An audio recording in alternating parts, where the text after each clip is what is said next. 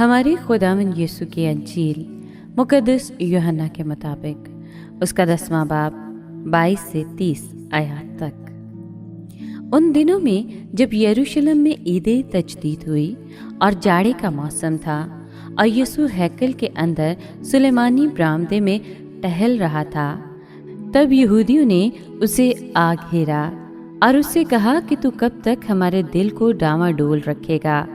अगर तू अलमसीह है तो हमसे साफ कह दे। यीशु ने उन्हें जवाब दिया कि मैंने तो तुमसे कह दिया है, मगर तुम यकीन नहीं करते।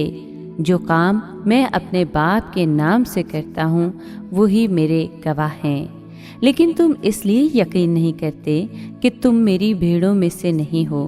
मेरी भेड़ें मेरी आवाज़ सुनती हैं और मैं उन्हें जानता हूँ और वो मेरे पीछे पीछे चलती हैं और मैं उन्हें हमेशा की ज़िंदगी बख्शता हूँ और वो अब तक कभी हलाक ना होंगी और कोई उन्हें मेरे हाथ से छीन ना लेगा।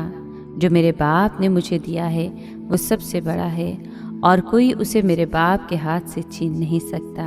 मैं और बाप एक हैं। पाक कलाम के पढ़े और सुने जाने पर खुदावंद की बरकत हो, खुदा का शुक्र हो। अजीज दोस्तों, हमारा अच्छा चरवाहा अपनी भेड़ों को नाम से पुकारता है। वो उसकी आवाज़ पहचानती हैं और अपने नाम से वो आपको बुलाता है, जो कि मसीह का नाम है। जब हम नेक इरादे से यीशु मसीह की पैरवी करते हैं तो हमें अच्छा करने और खुदा से प्यार करने की तहरीक मिलती है। हम दुआ करते हैं तो यीशु हमें ये तौफीक देता है कि हम उसकी आवाज़ सुने।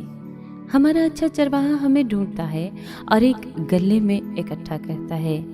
वो कहता है कि तुम में से कौन सा ऐसा आदमी है जिसके पास 100 भेड़ें हों और उनमें से एक खो जाए तो 99 को बियाबान में छोड़कर उस खोई हुई भेड़ को जब तक मिल ना जाए ढूंढता रहे। अजीज दोस्तों, हमारा मनन जी 1 और 99 तक अक्सर एक ही वक्त में पहचानता है। हमारा मनन जी हमें ढूंढता है और तमाम जगहों से छुड़ा लेता है। ज़मीन के चारों कोनों से वो हमें पाक अहद और उसके कफारे वाले खून से इकट्ठा करता है।